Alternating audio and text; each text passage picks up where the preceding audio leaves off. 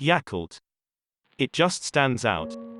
Probably it's the name, and those tiny, expensive, and slightly ugly bottles of probiotic drink. Why is it sold like that? Why are the bottles so tiny? Why is it so expensive? And why is it so popular? It's just yogurt, isn't it? The other day I saw a full-page ad in the Financial Times, UK edition.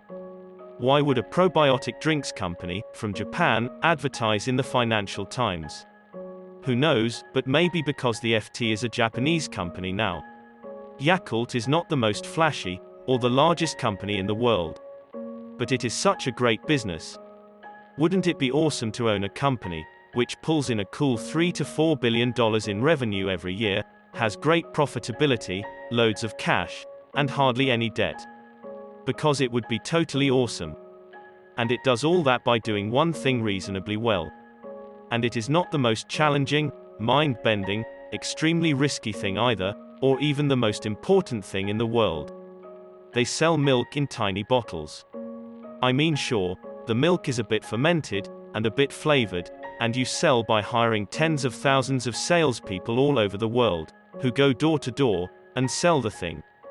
That can't be all that easy, or scalable. And they sell to the not very well off, and in places which are not very prosperous. For them, this is an expensive purchase. For a business, that is definitely not straightforward to pull off. And boy, do they make good money. It just warms the cockles of my heart. Of course, we are talking about Yakult, the semi-famous Japanese company, which sells flavored, fermented milk, in small and somewhat iconic, plastic bottles. And before we go any further, let's get the basics out of the way. Yakult started life in the 1930s, out of the work of Dr. Minoru Shirota, who figured out some microbes which weren't harmful, and which survived the harsh human digestive system. He found that he could sell milk fermented with those microbes as a health drink. And voila, we had Yakult. The company realized that selling door to door is a good way of doing business. In the early 1960s, they hired a bunch of women, who then went around their neighborhood selling the stuff. That approach was surprisingly effective for the time, the demographic and the product. In other words, it allowed women in Japan, in the early 1960s, a socially acceptable way to generate some additional funds. And fermented, sweetened milk, with advertised health benefits, was amenable to be sold like that, because it required a certain amount of trust between the buyers, usually women, and the salesperson, usually a woman from the same neighborhood. These saleswomen were colloquially named Yakult aunties, or Yakult ladies, and that name stuck. Today there are over 40,000 Yakult ladies in Japan. And another 40,000 more all over the world.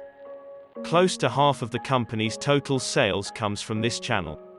Along the way, they figured out the right branding too, and today we have the almost iconic Yakult plastic bottles. When you look through the internet, one observation that strikes me is that it is hard to find any negative stories regarding Yakult ladies. Everyone is full of praise, including many of the Yakult ladies themselves.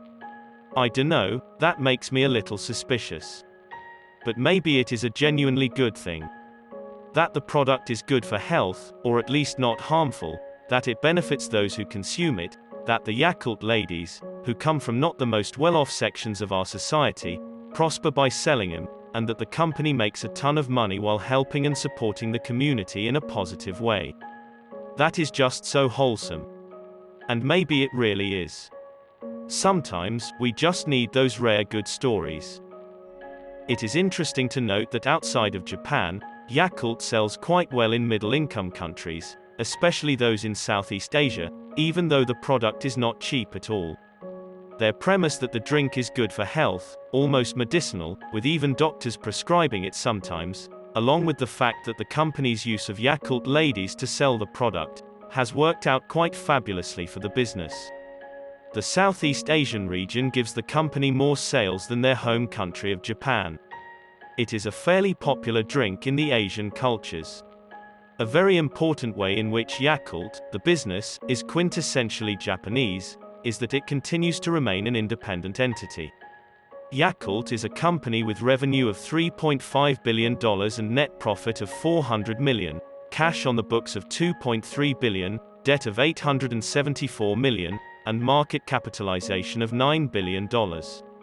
If it was an American or European business, it would surely have been bought up by a larger company or a buyout fund. That Yakult continues to be a standalone business is not for the lack of trying. Because Danone, one of the largest dairy and milk product companies of the world, did try to buy Yakult but failed. For a long time, it was the Renault-Nissan equivalent of the food world.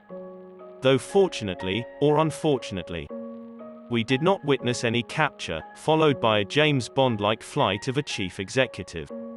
It is folk wisdom that Japanese companies are almost impossible to acquire in a hostile takeover-like situation. And fingers are pointed to shareholders who won't sell to foreign buyers. Because apparently, they value long-term business relationships over profits. Be that as it may, the end result was that Danone sold its residual stake in 2020, after over a decade of trying to find a way to buy the company.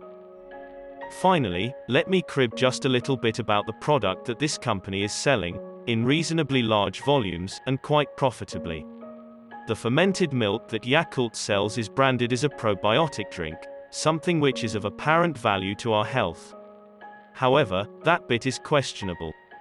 There is some research which says that for healthy people, sugary fermented milk does not bring much benefit. But it is clearly not harmful. Yakult has received a GRAS notification from the FDA, which means, as the acronym suggests, that the bacteria in their fermented milk is generally recognized as safe. Which is good to know, to be honest. I mean, we have humongous businesses selling cigarettes, and alcohol, and energy drinks, which are actively harmful to a person's health. Compared to that, sugary fermented milk is awesome. Okay, crib over. And so is the video. If you liked it, consider subscribing as that is a big boost for a tiny channel like this. Thank you and I'll see you in the next one.